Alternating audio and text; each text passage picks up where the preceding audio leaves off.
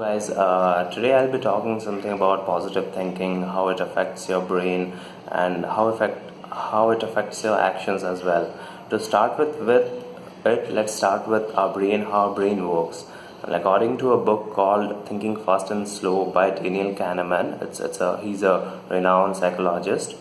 What he speaks about is our brain consists of two parts or two systems basically. The first one is the automatic system, and the second one is the logical or the slow system. So what generally happens is the automatic thing, and that's basically the reptilian brain.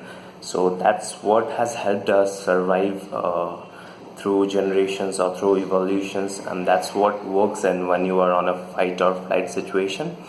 So that's not more rational, that takes decision quite faster than our slow brain.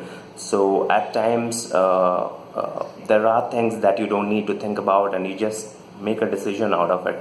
That's because of that brain, the system 1 or the fast brain, that works on a lot of parameters of course, but that again works on shortcuts, that takes or keeps on taking shortcuts to get into the result. So that might be a reason at times we don't make rational reasons or rational decisions, because that's the brain or that's the part of the brain that comes into picture while taking some decisions. The second one is more of a logical, more of a slower brain, the brain in which we think much and we analyze a situation or analyze a case and make decision based on it. So that's something that works on the knowledge that we have, on the things that we have learned, on the things that we read, that we see, and that we get on a daily basis. So going back to positive thinking. So positive thinking might sound fancy on the surface, but it's a lot more than that. It's not just another term like persistence or work ethics. According to researchers who are much more smarter than me and you, it suggests that positive thinking leads to a lot of other things, just not being happy. So to start with, let's consider what negative thinking does to you, and let's take an example for it. Let's say you are in a forest and you're chased by a tiger. So what do? You keep on running, right? You try to save your life, and that's when the system 1, the first part of our brain, comes into picture, the automatic one, which works on your survival, which helps you fight or flight. And in case of a tiger, it's of course flight. So you keep on running, so you don't see other options. I mean, like there can be a tree that you can climb up to, or there can be a stick or a gun lying down you can pick up and kill the tiger maybe, but you don't get to see that because the brain just works on your survival, and and it narrows down to the fear of seeing a tiger or being chased by a tiger. So that's what the emotion, or that's what the negative emotion you are dealing with. So what your brain does is it totally focuses on that and closes down all other options that in a general sense you might see, or with the help of your conscious or the slower brain you could have analyzed or seen. It happens when you are in fight with someone, so you are totally focused on the emotion of anger or other emotions related to it, instead of looking at other options or how it can be resolved. You're just simply indulging in the fight just because of the emotion. So what negative emotions does basically is narrows you down, your thinking, and the options that are available, those are narrowed down to only the fear or only the negative emotion that you currently possess. So on the contrary, what positive emotions does to you? So let's take a example or an experiment that was done by Fredrickson.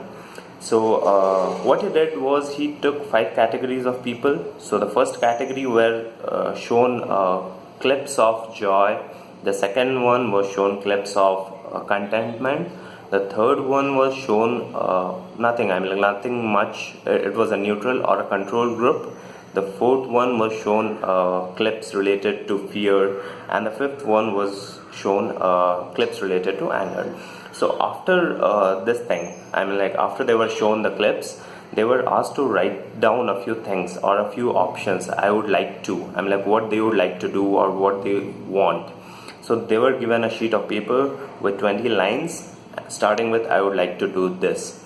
So what happened is, the people, those who were shown with positive emotions or positive feelings like joy and contentment, they wrote a lot more options or a lot more things than the people who were shown emotions of fear and even the neutral group. So people with positive thinking generally tend to see a lot of options, and people with negative thinking see a lot less options in the real life scenarios, as well as the experiment proves that.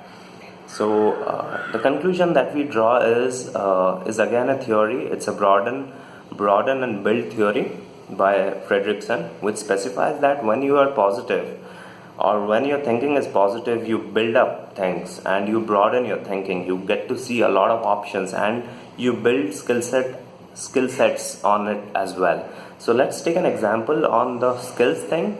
So we see children playing on a garden, right, in the childhood.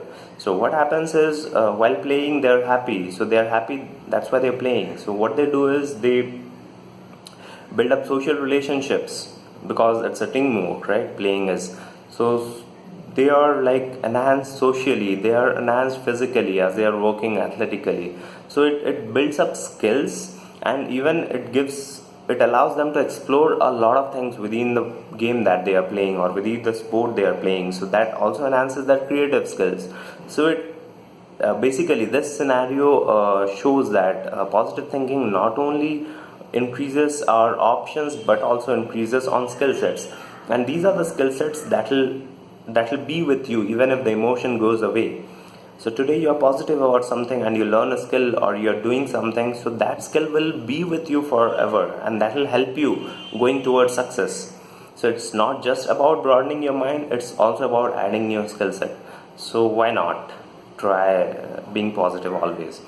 So let's consider a few ways by which we can get into this art of positive thinking. So the first one is the most popular one. You might guess it coming as well. It's meditation. So mindful meditation. So when you're meditating, I mean, like, it's again research proven as well. People doing regular meditation are supposed to learn a skill of greater mindfulness and greater concentration over a longer period of time, even if they have stopped continuing meditation, but they have built on a skill. And the next one would be writing. Writing is something I'd suggest to write one positive experience every day. Even if you do it for 4 or 5 days, you will see a long-term compounding effect of it. And that's what has happened. There was a research in which people were allowed to write something positive about them for over a week, and after 6-7 months of time, they were still in that thing. I'm like, they have built up positive thinking, and they have built up positive skills related to that.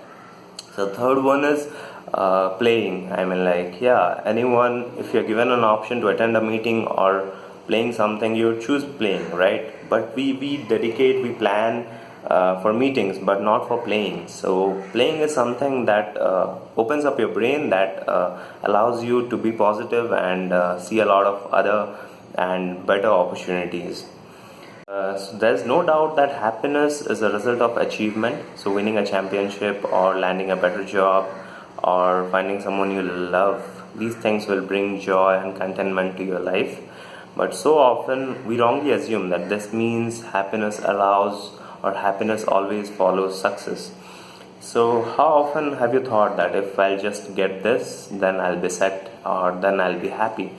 So that's not the case actually, because of the theory, the broaden and build theory, that proves that happiness is essential to building the skills that allow for success. So in other words, happiness is both precursor to success and the result of it. So it's a compounding effect. People who are happy generally tend to achieve something based on the skills that they gain, and on achieving that thing, they are better, or they are more happy. So that leads again to for them to achieve something. So that keeps on happening. That's what an upward spiral is like, and that's what their life is. So next time, try to try to achieve happiness or try to have positive thinking by different ways. Might it be meditation, playing, doing something you love, or exploring things. Thank you, guys.